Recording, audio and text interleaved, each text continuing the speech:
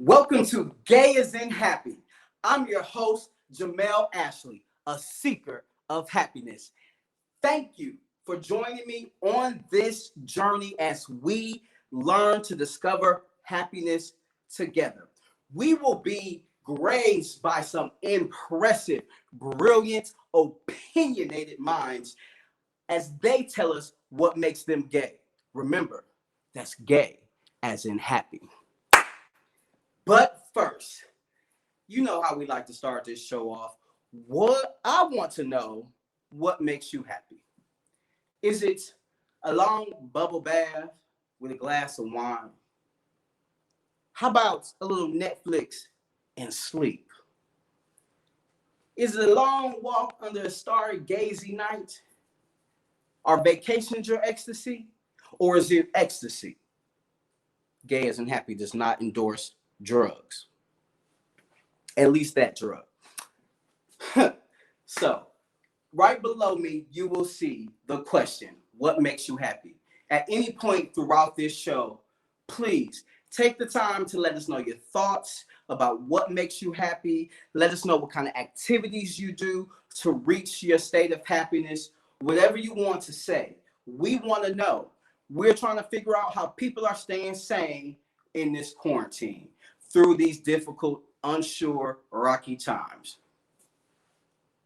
Today's mantra of the week. If you hold on to a crutch, that's not the mantra. Let me look at my note cards. Hold on.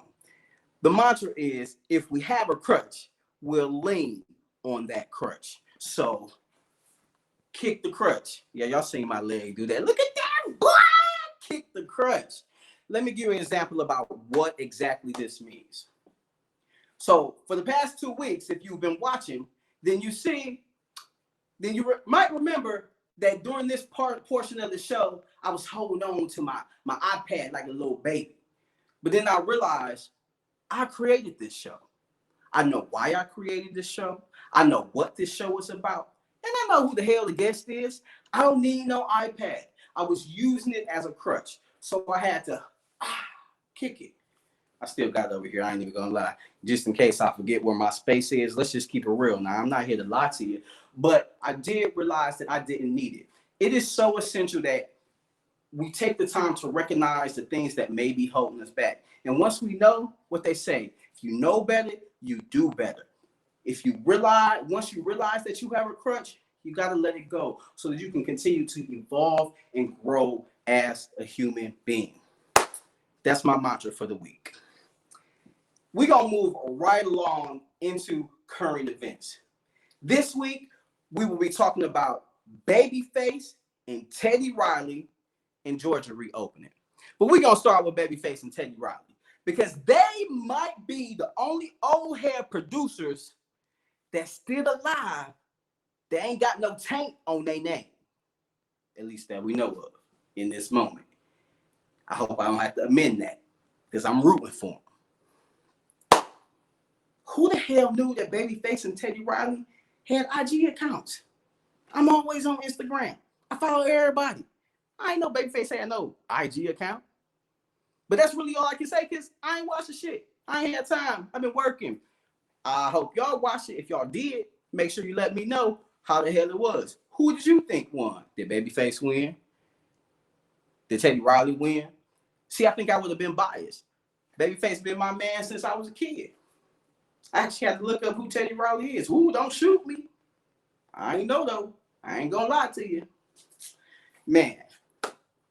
Now, I know y'all heard that Georgia is reopening tomorrow. So this is what my fear was. My fear was as soon as they found out that COVID-19 affected mostly Black people, they would stop caring. And you know what I see in this situation? Brian Kemp was like, oh, it only affected Blacks? Let's send them outside. We're going to send them outside, kill them off. That's what I was afraid of. And while I may be making light of it, it's very true. I'm asking y'all to stay at home. And I'm sure that tonight's guest will ask you to stay at home as well. But I ain't going to talk too much about him yet. But you know, black folks, we gonna listen to our mama. And Keisha told us to stay our ass in the house, so I's gonna be in the house. Period. I am introducing a new segment to you all today.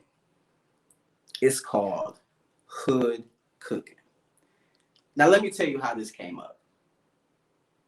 I have a lot of stuff going on in my head, right? My head is like Cartoon Networks meets the church, meets Martin, meet a whole bunch of stuff. There's a whole bunch of stuff going on up there. And I work in entertainment. So our entertainment is down.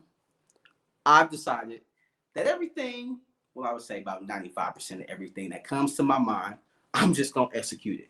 I want to shout out my AP, my AD, Alfonso, for every time I have an idea, he picks up the camera and he's like, cool, let's do it.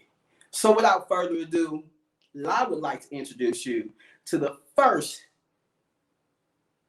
installment of Hood Cooking, sandwiches.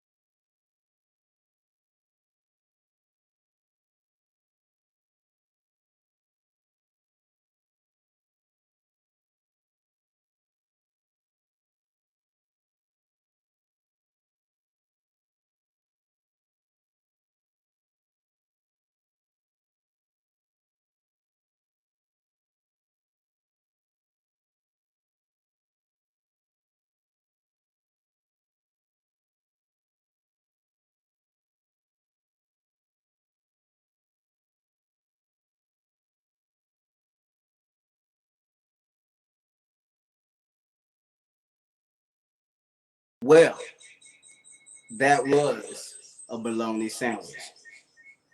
Nah, don't get me wrong. If you gotta eat some bologna, at least fry that shit.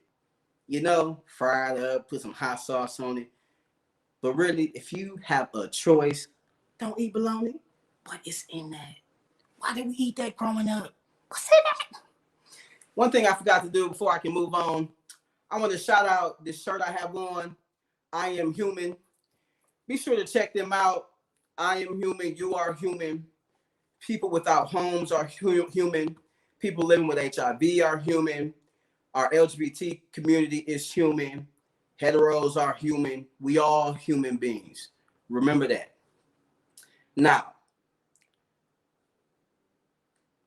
to the reason that all of you are here, it's not to see my handsome face. It is indeed for tonight's guest, Mr. Daniel Driffin, who recently said when I asked him, and I quote, "How would you like me to introduce you?" Here, Daniel Driffin is here to spread the goodness of the Lord, one public health message at a time. Welcome to Gaius and Happy, Daniel. How are you? I am doing excellent. I was really jealous sitting back here watching you kick your foot up that high, but I'm doing great. I got a little flexibility. I may be a big boy, but I can move. That's all I have on that subject.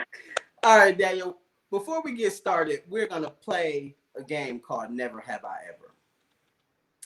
Daniel and I, guys, have a wager going on with this game.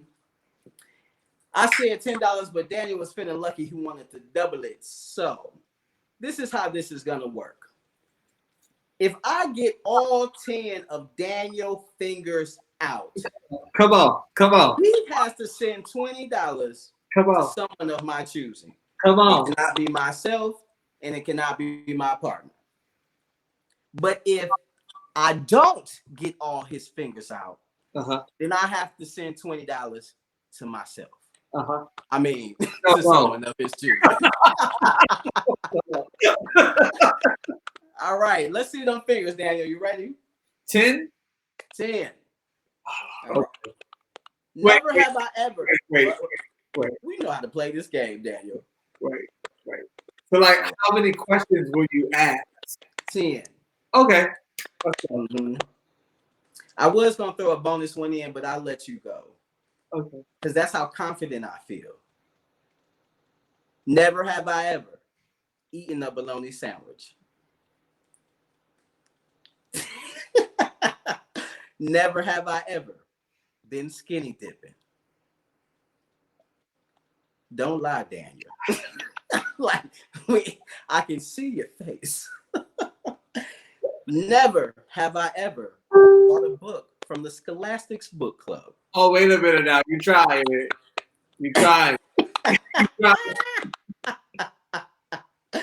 Never have I ever traveled to South Africa. Oh, you trying me? Oh, forgive me. Never have I ever had a threesome. What? Oh, damn, I lost. Never have I ever. Threesome. Daniel, you sitting here lying to me?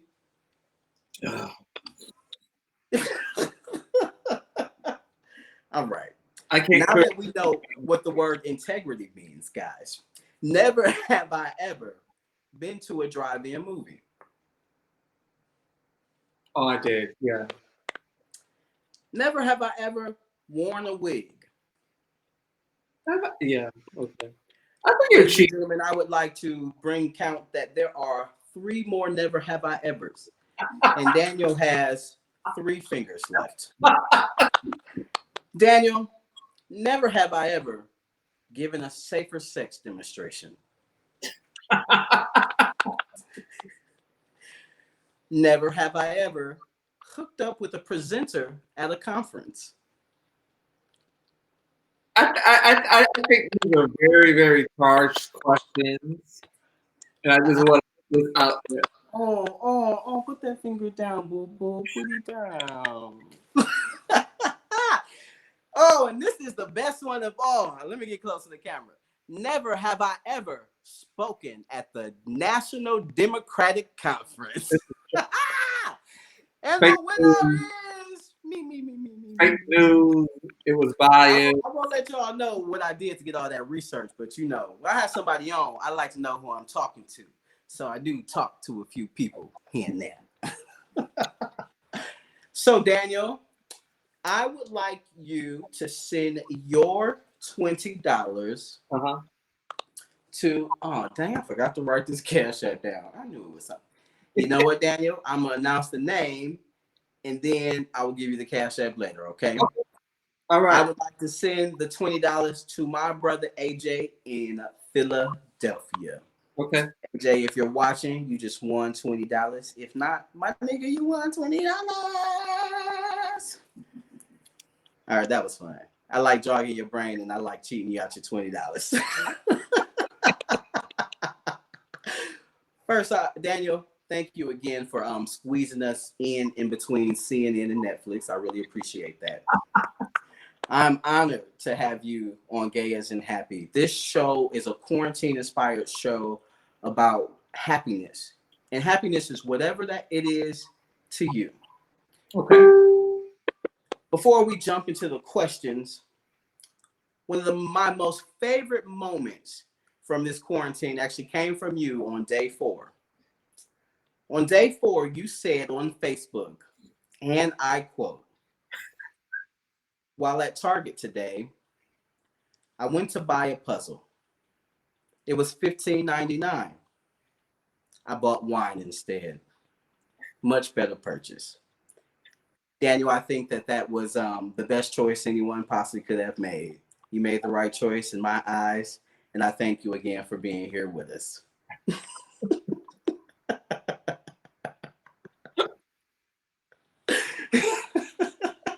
Your face. Daniel, what have you been doing since the quarantine started? That's such a generic question. I want to know what the most fun thing is you've done since you've been quarantined. I started reading again. You said reading? Yeah. So I really started. I'm just reading for leisure again Okay. instead of traditionally reading research articles and for like publishing and whatnot. I Oh, started. I thank you for doing that. I thank you for being someone that's going to read research articles. We need people like you. We need everyone. We need everyone. What are you reading for fun? So I have like 4 books that I'm reading. You said 4. You're reading 4 books at once? Yeah. So one is everything is fun. A book about hope. Yeah, that's not from the Scholastics Book Club. I just got this out the mail today. I'm going to start this tomorrow. Okay. And Does it say I can't date Jesus? I Can't Date Jesus. Yes. It's by Michael. Um, I can't pronounce his last name, but he's a beautiful person and he is super, super nice. Yeah, I'm gonna have to look that up. I'm very intrigued by that title. Yeah. And I'm reading another book about the 2016 election. Okay. Yeah. You know what? I love it. It sounds like a lot of work, but I still love it. You're still you're using your mind, right? Oh, And I yeah. think that's important in this downtime to still use your mind, whether it be on work or for leisure. So I'm glad you've been able to get back to a piece of yourself. Absolutely. Thank you for that. All right, Danny, we're gonna jump right in. Our first question is the same with every single guest, every single time. It is, what makes you happy, Daniel? So I've been thinking about the question since receiving it. And I think for me, happy really is coming into a greater sense of myself in this next period. You know, I've been working in public health for about a decade now, and working really, really closely with community at multiple levels.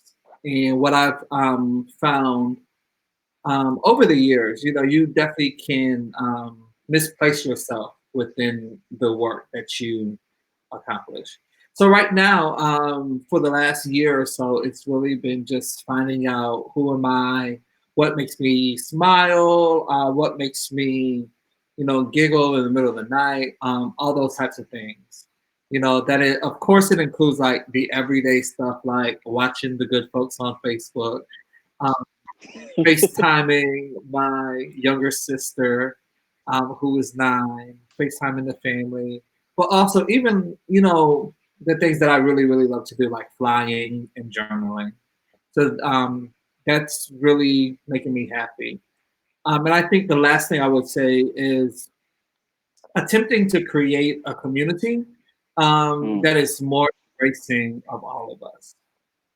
So regardless of um, what we do in the comforts of our bedroom, regardless of how much money we have in our bank account, just truly determining how best to create a more holistic community for us to be safer, wholer, um, and to take us to the next level. So that's what makes me happy.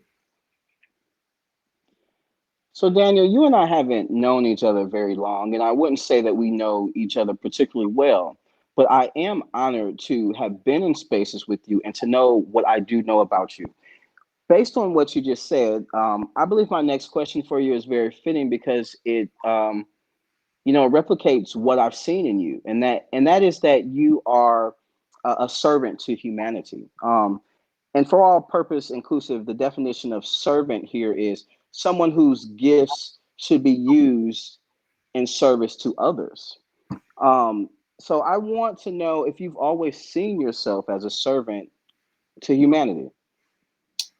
I don't think I've always seen myself as a servant to humanity, but I would definitely say I've found ways to serve. I think of probably like the biggest award that I got as a young person was a Martin Luther King Jr. Leadership Award, and I think that was like 6th or 7th grade.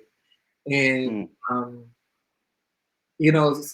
And I've always remember being like an active leader in school, throughout the community, but also within my family. And I think growing up in the time that I grew up, it was really like the last couple of years of where community still knew each other names. You Mm. go across the street and play in someone's yard from 11 a.m. to 5 p.m. Get something to eat over there, come home, get something else to eat, take a shower, go to sleep. Pre-internet. And I So you're 80s baby. I am an 80s baby. Shout out. Yeah. Shout out. Yes. My Shout birthday out is 80s baby. Saturday, so like everyone can say happy birthday and come to the virtual happy hour, okay? But going back to your question, yeah, I think You will be there. that is a reason, why I think servant leadership has been important to me. So you talked about your childhood a little bit. How does your profession now align with what you saw yourself doing as a kid? And So, Frank, and let's just start off with what did you want to be as a child? great question. So I've always wanted to be a doctor. I remember, as early as 6 or 7, really wanting to become a doctor to help people. I remember in 6th grade, my bio teacher, no, 7th grade, my biology teacher, Miss Wilson, she used to take us to the University of Rochester on Saturdays, and we would shadow doctors throughout the day, and that really Right. took my interest on to like serve in the medical field. Went to school for biology, never changed my major, came out 4 years later. But ultimately, I wasn't ready to write my medical entrance application. And somehow I found out about public health. And from finding out about public health, I realized like I could help more people doing just, the same amount of work, if not more, because I could make a greater impact at the population level versus like the individual level. And that was really, really important to me. So creating interventions, creating new solutions to provide a group of people versus providing one person a medicine or one person an intervention was really, really exciting to me. And I think that's why, I really, really like how public health ties into all of the systems that we live in. And depending on like how you tweak systems, you are either facilitating, so making something easier, or creating a barrier or making something harder for individuals to access. And that's really, really, it's important to me to think about. So is it safe to say that you find happiness in your work? Oh, absolutely. Absolutely. Challenging the status quo, asking, why the city, why the county, why the state, continue to do something that isn't like really evidence informed or even like cost effective. That turns me, that gets my mind thinking, and it's really, really fun for me. So Daniel, you are of one of the most intellectual people that I know. I've also seen a little ratchet side of you, but we're not here to talk about that right now. We go hard any day of the week. Okay. With that being said, and with listening to your response, it sounds like work takes up a huge portion of your life. So is self-care a priority to you? Absolutely. Self-care is important. I think at times, depending on like what's going on in life, it's better. It's better sometimes than other times, but it's a priority to me. I know one of the things that I truly value is like no matter where I am in the world, working or not, um, I like to have moments for myself to like learn about new things that are interesting, to walk around a city that I don't know about, find a coffee shop and just sit down and take it in, watch people. I'm a people watcher. I love watching people. Um, I can strike up a conversation with anyone, anywhere in the world, you know. But self-care is important. Speaking of anywhere in the world, I heard that you have a second home and it is South Africa. I do have a second home. I love visiting South Africa. Come on, picture. Okay, I see y'all been there.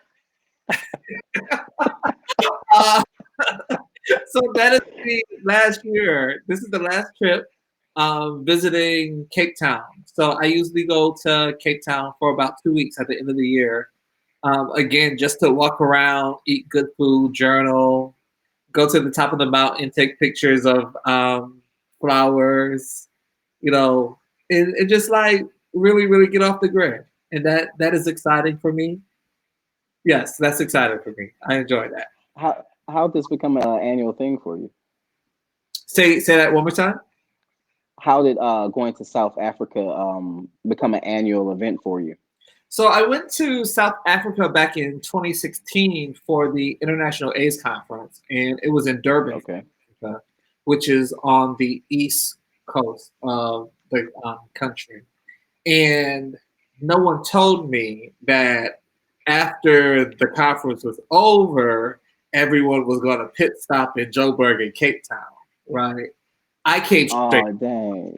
Okay, Oh. I had to go back outside of the conference days and explore properly. And after exploring properly, I said, "Oh, this is That's the place." Well, Daniel, I would like a tour guide when I go. So I ain't gotta be with you the whole time, but you gotta show me little hot spots.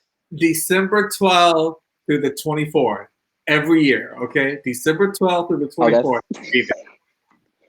Is that when the ticket's cheap? Well, you can't put a price on an experience. Okay? Understood. Fair enough. December 12th through what? The 24th, Christmas Eve. Christmas Eve. You come back on Christmas Eve. Yes. 2020. You think the world gonna be open by the end? I don't know what the world's gonna be doing. But you gonna be in South Africa. Mask on. And this is my Daniel, black that I want to talk oh, about. let me go ahead. No, put it on. Put it on. Oh yes, Daniel, you know I need that. You got another. Wait, you made those? No, honey, I'm not that talented. I just make PowerPoints. Did you say PowerPoint? Yeah, I make PowerPoint. Come on, 777. Come on. That's her. She don't go that far. This is a triple. This is a 757 right here. She don't go that far. She'll go to the other side of the country. But this is Jared Mikolka. He makes them. Okay, we not to that section yet. You shouting out black businesses and stuff. Businesses now. Bet. Do you have yeah, that's beautiful. I do love that. I love that. I got you one right So here. I see. Yes, I got somebody $20 and I get a mask today. I'm winning this Thursday. Winning. So Daniel, you have an obsession with planes. I am so fascinated by that because you only hear white boys talking about planes. So I am so interested in how this brilliant ratchet black man got this fascination with these planes. Tell me more. So my grandmother is just amazing first. Entire family is amazing, but my grandmother is a home health nurse, and during the 90s and early 2000s, she took care of a lady in upstate New York, in Rochester, New York, and her son, the lady's son, he was a private pilot.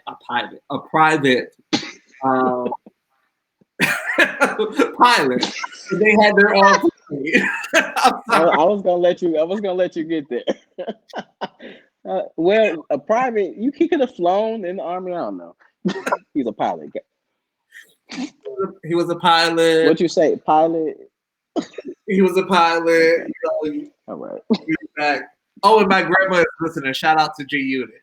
But anyway, so he took care of a lady, and her son had a private plane. And I think we probably went out like at the age of 10 or 11. And, I was his co-pilot. And I think that was like me, like beginning my fascination of airplanes. My first international trip was to Ghana at the age of 14 as a freshman in high school. And world traveler. Come on, started early. You gotta get. I love it. Sorry, you gotta collect these stamps and these passports. Ooh, let me see your passport, Daniel. Where is that? I know you know where it's at. Upstairs. It's upstairs. Okay, I'm not gonna make you get it. See the shorts that I'm wearing right now. So you said shorts. Yeah. You know you got boxers on. You got that nice button up on and some boxers, don't you? My people's watching. Go to the next one. Okay. All right, Daniel. The last question of this portion of the interview is a deep one. There is no right or wrong answer to this question. I just would like to know, who is God to you? Good question. And I think I am determining that answer in real time. I think for many Black and brown folks, we learn who God is from a process of like distillation, right? So like what Big Mom, what Papa told you, that is what you inherit, right? And that's it. So I'm determining what is the answer to that right now. For me, I have found that I'm a firm believer that, it's always something bigger than us first. I'm a firm believer of if you do good, like good will come back to you, right? Mm. And it's not like doing good. It's not like transactional doing good. You know, it's not like, oh, I'm gonna do this to get X, Y, Z, but it's just like just doing good Right. because it's the right thing to do, right?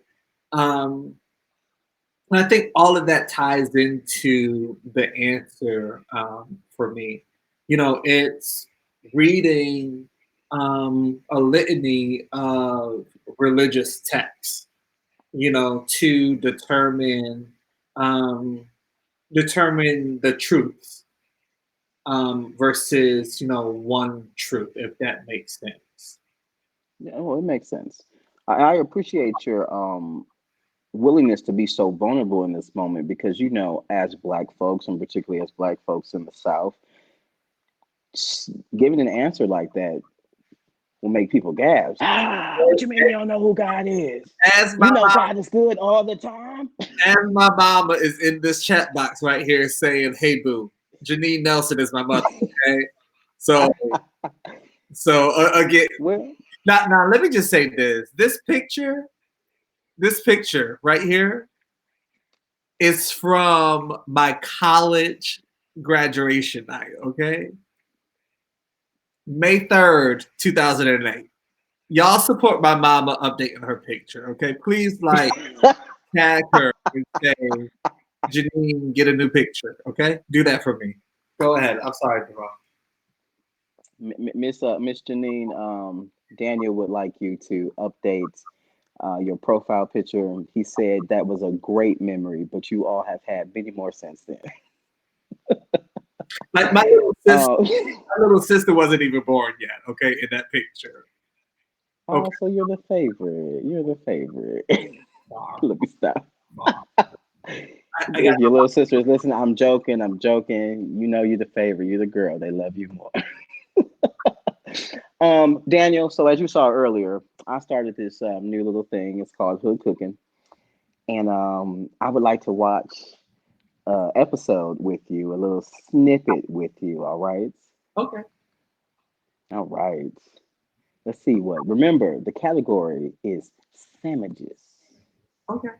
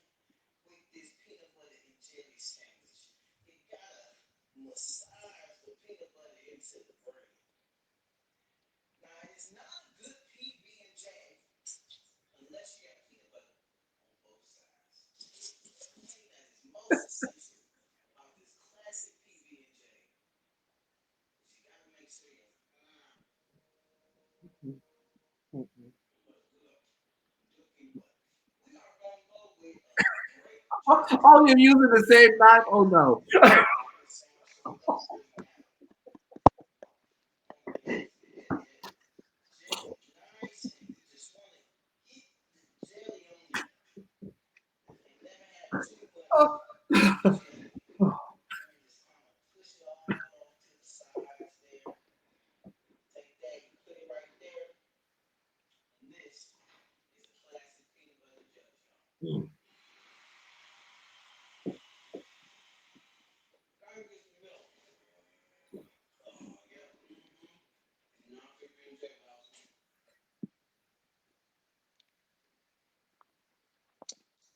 So, Daniel, you like peanut butter and jelly sandwiches?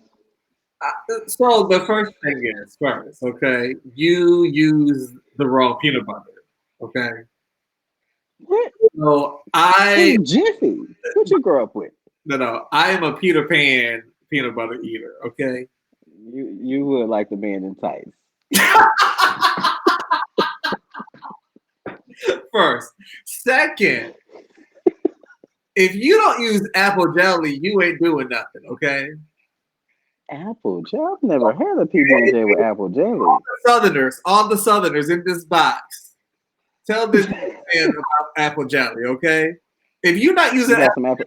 jelly, you missed it. That I'm doing it wrong. It's Well, not even I'm from Detroit, in Detroit, we just use the grape jelly. And then when I went to school, I started using some honey. And, like I ain't never made it down to the apple jelly. But if you got some apple jelly at your house, I I'll do. be over there in probably June-ish. July. July. All right. I'll come over for my birthday and you can gift me with an apple and peanut butter sandwich. Okay. That's a real easy gift. Real easy gift. I will take you off with that one. Don't lick your knife like that and make nobody else a sandwich. That's definitely the health department will shut you down. Okay, I like you. I really like you. To be fair, the sandwich was just for me. So I only recommend doing that if it's just for yourself. Okay. Now that milk is a shared household entity. I know I ain't got no sense. Moving on, Daniel. We're moving on to tonight's current events. Daniel, you're an epidemiologist. Therefore, your expertise and your opinion is highly valued and needed. Okay. Especially during times like this. Okay. Now, usually during this section, I pick the entertaining current event. But this time, we got to talk about it. We got to talk about Georgia reopening. We got to talk about it, and I need your opinion as a public health advocate about what your advice is. Now, Daniel, we have been in some conversations, and I have been witness to some conversations. That I want your uninhibited response to Governor Kemp trying to send us outside to barbershops, to salons, to motherfucking bowling alleys. Excuse me. I don't even like to say the F word on the show. But he wants us to go bowling, Daniel. What do you tell the people? What do you tell the people when we have two contrasting messages between local government and the White House? And when the White House barely knows what's going on sometimes too? I will publicly disclose the fact that I am technically a contractor of Georgia Department of Public Health right now. Okay. However, I would also share with you the fact that less than 1%, okay, of our state has been provided a test for COVID-19, okay? And that is less than 1% of individuals who are displaying symptoms, okay, compared to individuals who are asymptomatic or not displaying symptoms, all right? I would recommend everyone deciding what is best for the public health interest of their choice. If you are not feeling safe about being out in public with individuals, I think the data supports that. The data also supports the fact that wearing a face mask or a face covering could provide additional, barriers and not only taking in new germs, but just like preventing us from touching our face, in addition to washing your hands. So, all the Real good. with with warm water and soap. And soap. Soap. And soap. Soap. Okay. And routinely disinfecting high surface areas. So doorknobs, the handle of your refrigerator, the handle of your microwave, the handle of your oven. especially if individuals are coming in and out of your home. I think all of those things are crucial for the time being, especially like right now, but even in the future, especially until we have a vaccine. You know, and any vaccine development could take anywhere from 6 to 18 months. So you know we Well, we have a new sense of reality. Okay, and just another disclaimer: these are only Daniel the Driffin thoughts. You can come opinions. I just want your opinions. thoughts, not even opinions, just thoughts. Just thoughts. Okay. Okay. And someone Fair enough. said inside of the chat, clean your phone. Clean your phone. Clean your phone. I say you should disinfect your phone about 2 times a day, 2 to 3 times a day. Especially again, if you are like leaving your household and coming back to your household. Mm. If those Amazon deliveries are coming in and you're bringing those boxes in, like just clean all that stuff. So, are you suggesting to clean the cardboard box or just to get rid of it immediately, I or wouldn't both? bring a cardboard box inside of the house. Okay, I got you. Okay, so you opening all your packages outside? I have been. Okay, hey, look, I'm asking you because I need to know from you. I'm trying to live. I'm not trying to be laid up.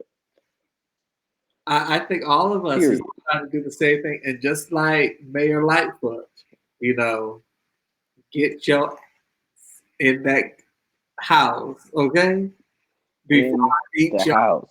I love like black people can read these letters and know exactly. All them exactly what it said. I was surprised at myself. I said, when I learn a new language.